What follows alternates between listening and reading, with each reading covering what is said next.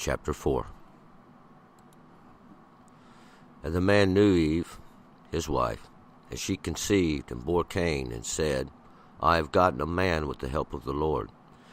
And again she bore his brother Abel.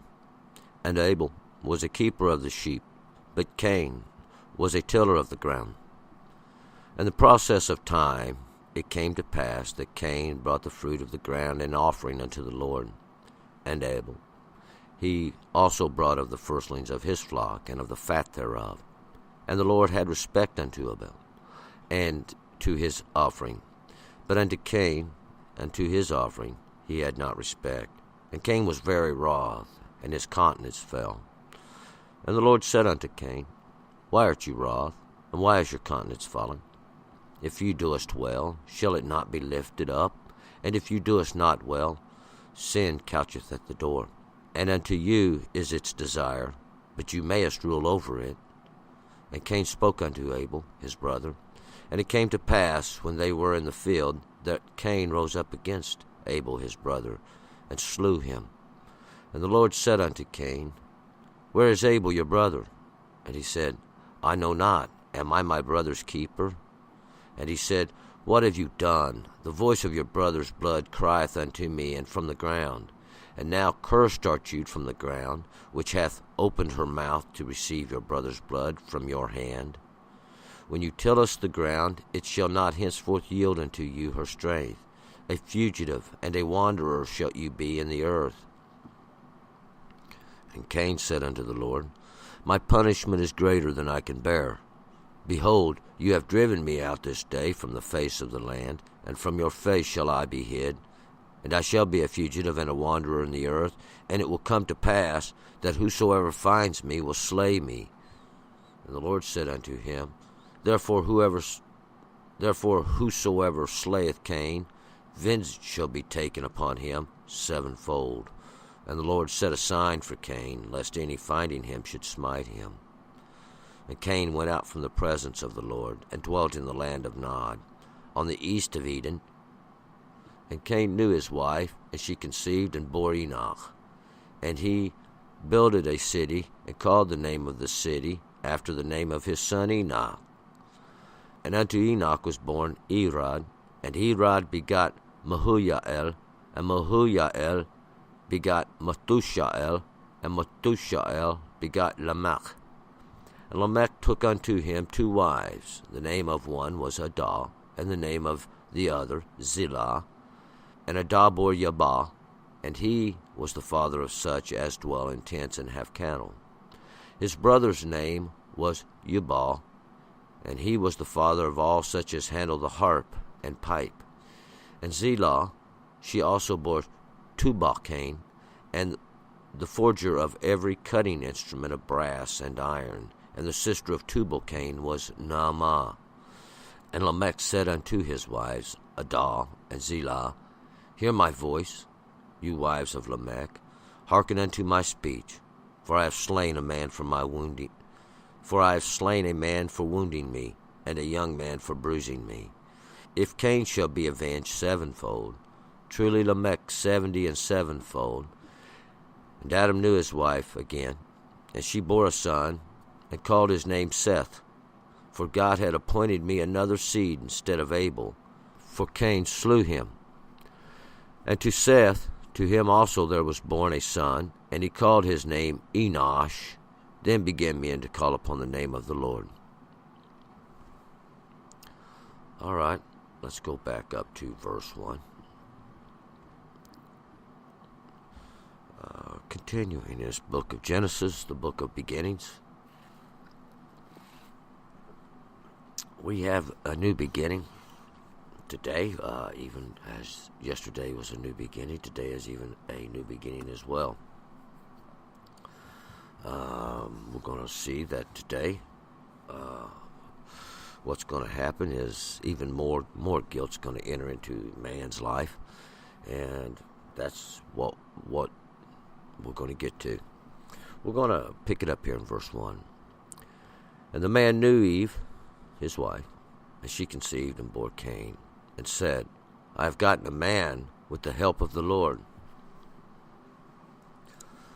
And so now, Adam and Eve, we know yesterday they had run across the old serpent, and they had been tricked into doing what the Lord had told them not to, and now they had found themselves outside the garden, outside that enclosure of perfection which the Lord had made in the beginning, and they were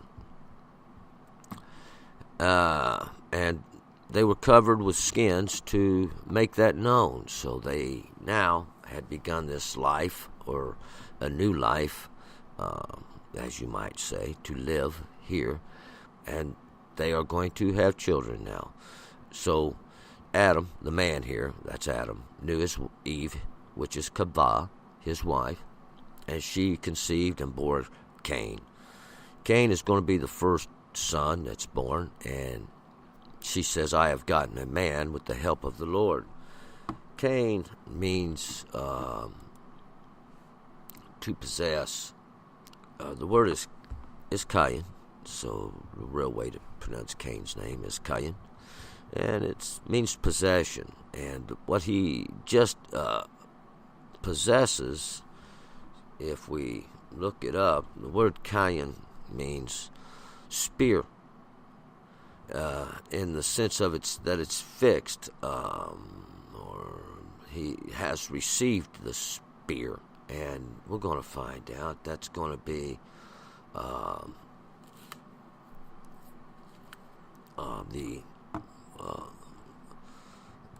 in a reference to, as we see, this help of the Lord here, and to show like a conquering effect, to overcome, because a son has been born into the earth too. And again she bore his brother Abel, and Abel was the keeper of sheep, but Cain was a tiller of ground. So now she's going to have another son. His name is going to be Abel, or Habel. Habel means the breath, or this vapor. Vapor is in the sense of a breath, is like a vapor, and that in a sense is of emptying out, to kind of this breath that goes out, this exhale. But we'll find out Abel was this keeper of sheep, so he's going to be a herdsman, and Cain was a farmer, the tiller of the ground. Later on, we're going to read the book of Yashar, and Yashar has slightly a different account of this, but I don't think it's none the matter so much, and the other one is better than the other, a farmer or a tender of the sheep. 3. And in the process of time it came to pass that Cain brought of the fruit of the ground an offering unto the Lord. So after a time, we'll find out it's in the process of time, many years later on, however you want to say it, Cain would bring a offering to the Lord, nothing that was ever required, just a way of saying thanks, to return something that you are given. There's no requirement of an offering, but Cain does bring one, and this offering is going to be of the fruit of the ground, because he's a farmer, and he brought from the fruit of the ground. 4. And Habel, he also brought of the firstlings of his flock, and of the fat thereof. And the Lord had respect unto Habel, and to his offering. So Habel, he's going to bring an offering too. He brings one of the firstlings of his flock. We'll find out one of the very best, the best as far as he's concerned. And the Lord had respect unto Habel, and to his offering. So, and we're going to find out the only difference was what they brought. One would bring the best, and one would bring just anything he got a hold of. So, and the ideal here is the intent was to give in return the best. That's what you should return, is if that's what you want to receive, is the best. But when you don't give the best, we'll find out you just give any old thing. The That's what you'll get. 5. But unto Cain and to his offering he had not respect, and Cain was very wroth, and his countenance fell. So now we find out the Lord he didn't like Cain's offering very much, because it was just, didn't mean nothing to Cain, didn't mean nothing to the Lord. That's really kind of the way this works. And the Lord lets him know about it. We know he, as far as the shame goes, and that's what this whole story's about, is this feeling of shame, because now Cain's feeling something he's never felt before. It's going to be shame. He has felt short. He come up short of his brother's offering, as we'll see, in his own eyes, even when he's seen that Habel had given something the very best, and he had only give that, which just didn't mean nothing to nobody. So he's going to be angry. 6. And the Lord said unto Cain, Why art you wroth, and why is your countenance fallen? So now, the Lord here, it's the holy name, Hashem, we'll refer to him as the name, said unto Cain, Why art you angry? Why are you mad? And why is your countenance fallen? Or why has your appearance changed? Why do you appear to be down in your feelings? And 7. If you do well, shall it not be lifted up? And if you do not well, sin couches at the door. And unto you it is desire, but you mayest rule over it. So the Lord tells Cain, now, if you do well, it'll be well with you. There's no reason to be sad or feeling down within because you fell short. And he explaining to him this feeling that he had. If you do well, shall it not be lifted up? It will change. You will be happy. And if you do not well, sin couches at the door. I know many are taught that before the law there was no sin. We'll find out. Yes, there was sin. Sin is this feeling of guilt that Cain is experiencing. And that's what's couching or waiting, resting at his door, waiting for him to go out. So it can attack him, so it can jump on him, this guilt. And unto you is its desire. It wants you. It's after you. But you may rule over it. You may have power over it, and we're going to find out that's that ability to do the right thing, to make a decision. 8. And Cain spoke unto Habel his brother, and it came to pass, when they were in the field, that Cain rose up against Habel his brother, and slew him. So now, Cain spoke unto Habel his brother. When we read the book of Yashar, we'll find out he tried to make an agreement with him. He tried to come to some term with his brother. There was a small disagreement. And in time, it came to pass, when they were both out in the field, when they were both out working, that Cain rose up against Abel, his brother, or Cain rose up against Habel, his brother, and slew him. So later on, what happens is, again, he experiences this rage of guilt, and it overtakes him, and he slays his brother. And from this, we get what a lot of people refer to as the first murderer. Cain was not the first murderer. The serpent was in the garden when he beguiled Eve and tricked her into taking of the fruit. She died as well. He murdered her as well. But what we have is now the manifestation. We have this equal counterpart where this is going to continue, and that's kind of what Cain means. He's got that in his hand. He's the one that's going to keep it and have to carry it around and deal with it. 9. And then the Lord said unto Cain, Where is Habel your brother? And he said, I know not. Am I my brother's keeper? So now the Lord wants to know, and he's asking Cain, Where is Habel, your brother? Where is your brother now? And he said, I know not. He did know. And this here was a lie. As we found out, the lie that had been sent forth from the garden it was all around thee, and in the earth as well. He said, I know not, I'm not my brother's keeper.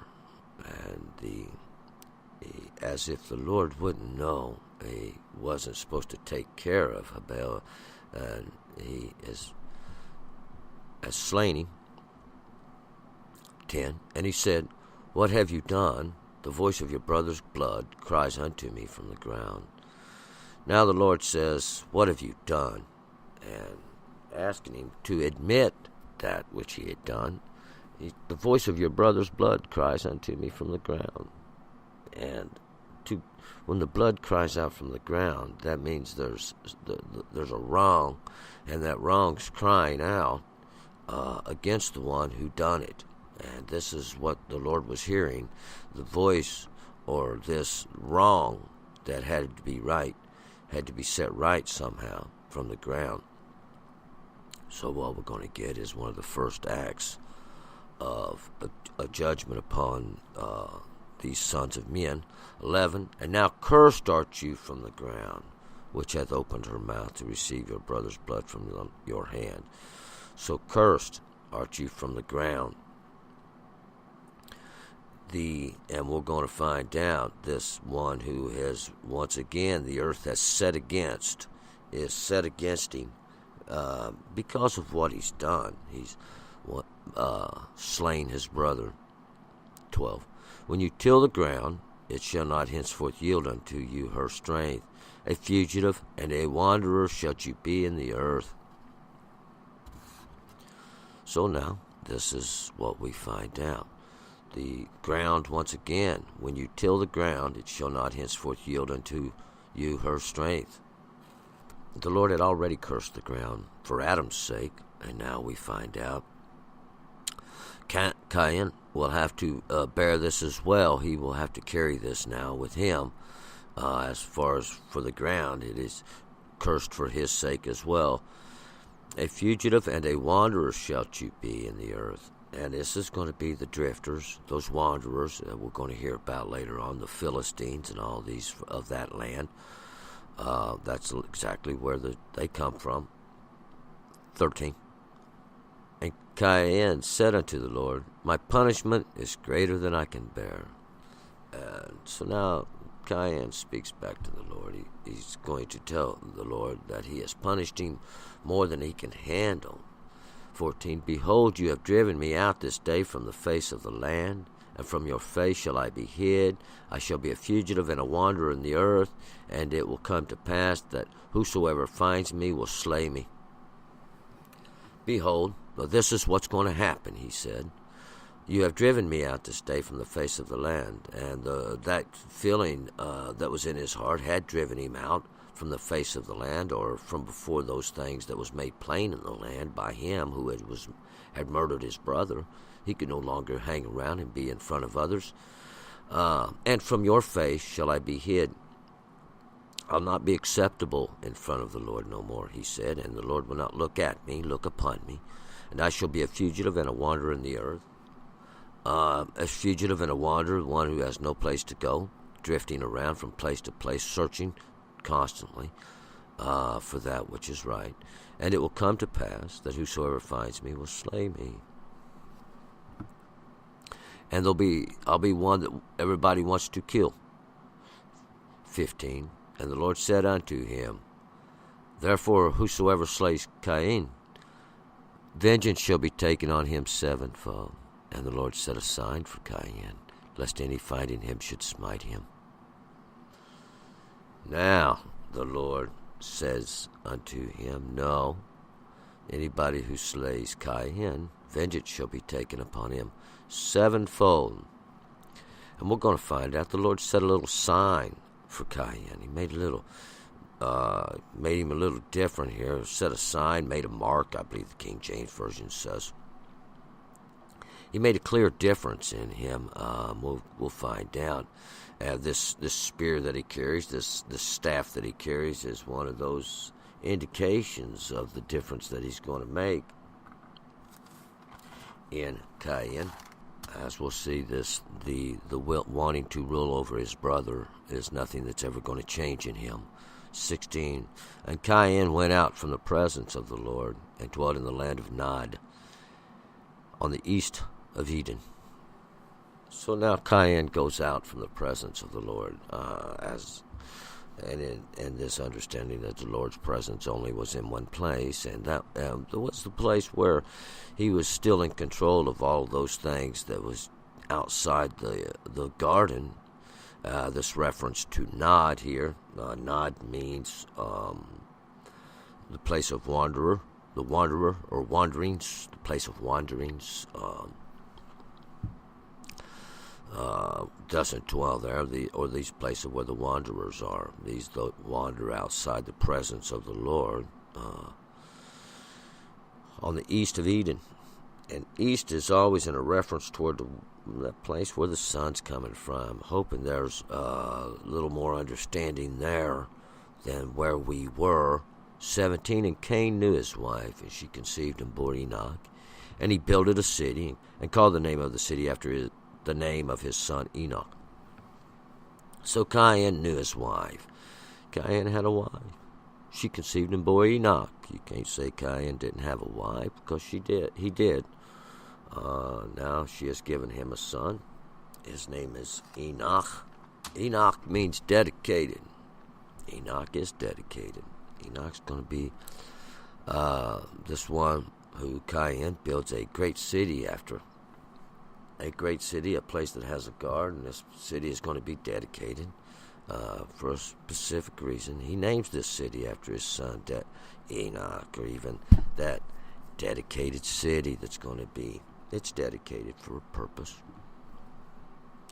Cain knew his wife. Where'd she come from? There's 1,000 questions that could be asked here. We're not going to go into a great deal. And we're not trying to divide up. The Lord does that already. 18. And unto Enoch was born Irad, and Irad begat Mahujael, and Mahujael begat Methushael, and Methushael begat Lamech. So we're going to go through a few generations. We're going to see there's some time passing by, because these guys just didn't live a couple of days. And Enoch, that place that was dedicated, begot or give birth to Irad. Irad is that which was hidden away, just kind of tucked away. Mahujael was the son, or the one who come from Irad. Mahujael means this that was smitten of the mighty one, or this that was stricken by the mighty one. That's kind of what's hidden away. Mahujael begot Methushael. Methushael who is the man of the mighty one.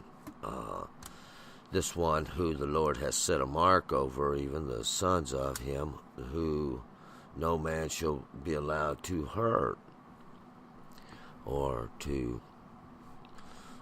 punish.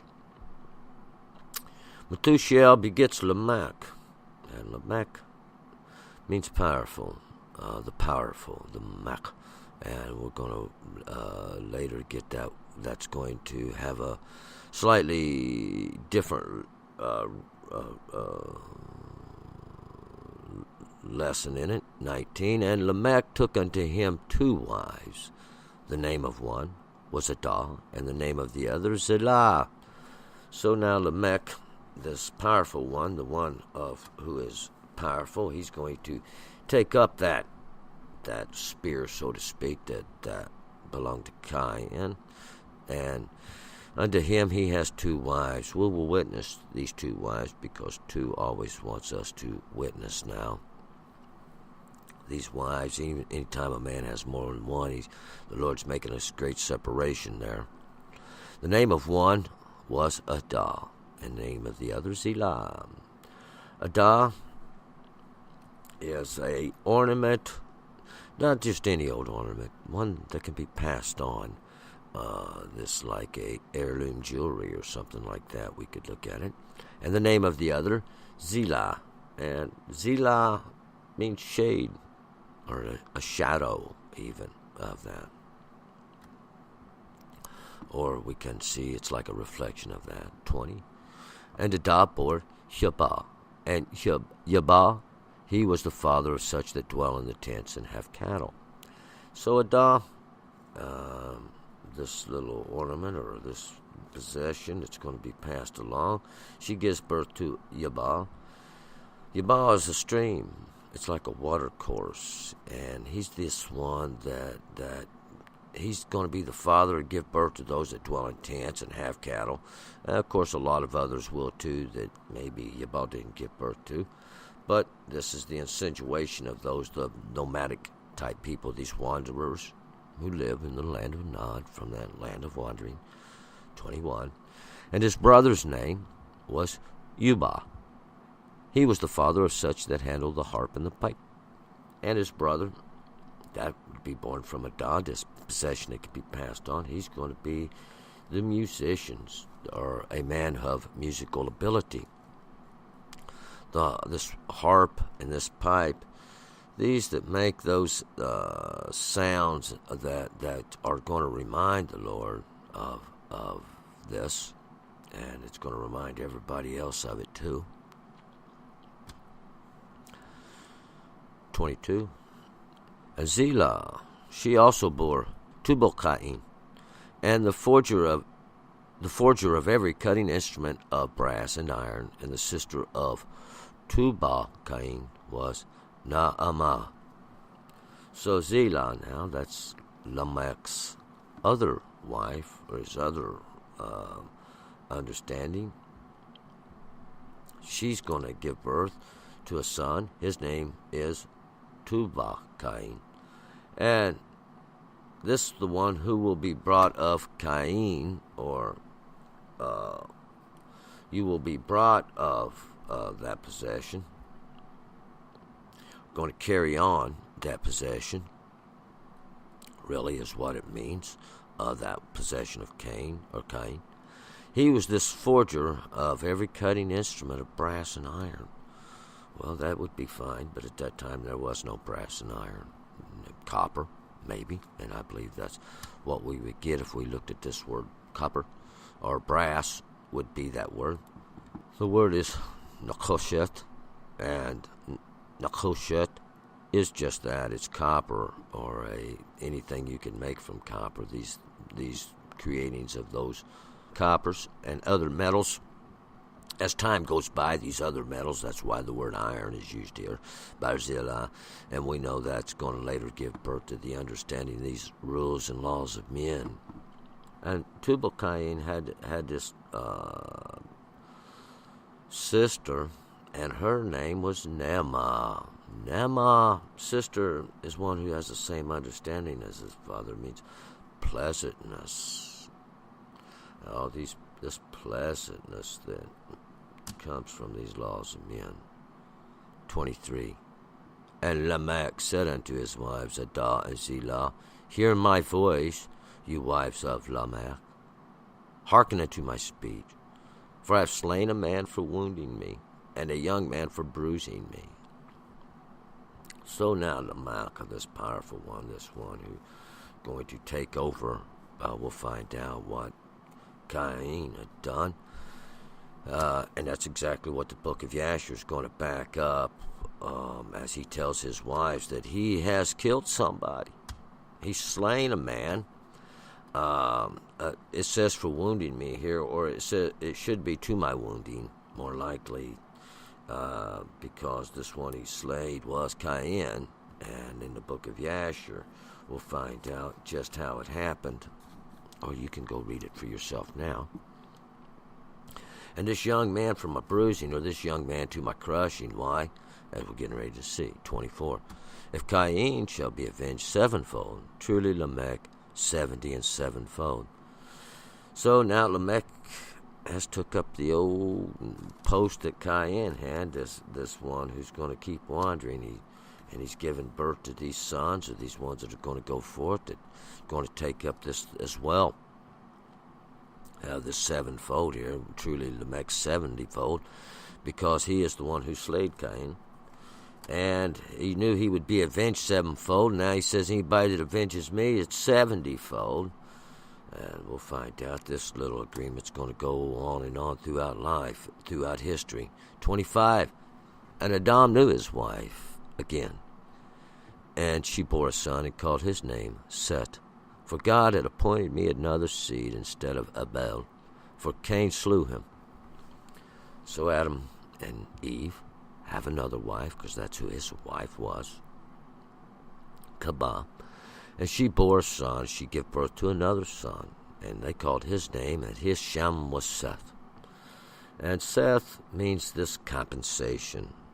This is going to make up for, we'll see, make up for Habal. This is going to make up for Habal, this breath, this exhale, this at which we know this odor that comes forth to goodness is what it is, that scent of life itself. It's going to make up for that, for Cain had slew him, and this Cain is going to be that one who raised himself up over his brother. 26. And to Seth, to him also there was born a son, and he called his name Enosh. Then began men to call upon the name of the Lord. So Seth now, he's going to have himself a son too. That's the one that's going to go forth from him. His name's going to be Enosh. Enosh means man. Enosh is kind of a relative to mankind itself, or the other men of the earth, not those of the seed of Cain and Lamech, those that are carrying on in that way, but this other one, this one who's going to try to compensate for what they do wrong. These are the ones who began to call upon the name of the Lord. That's Hashem, the one who has that name, or has the presence, the ability to accomplish this task. We're going to move forward. Genesis chapter 5. Turn and return.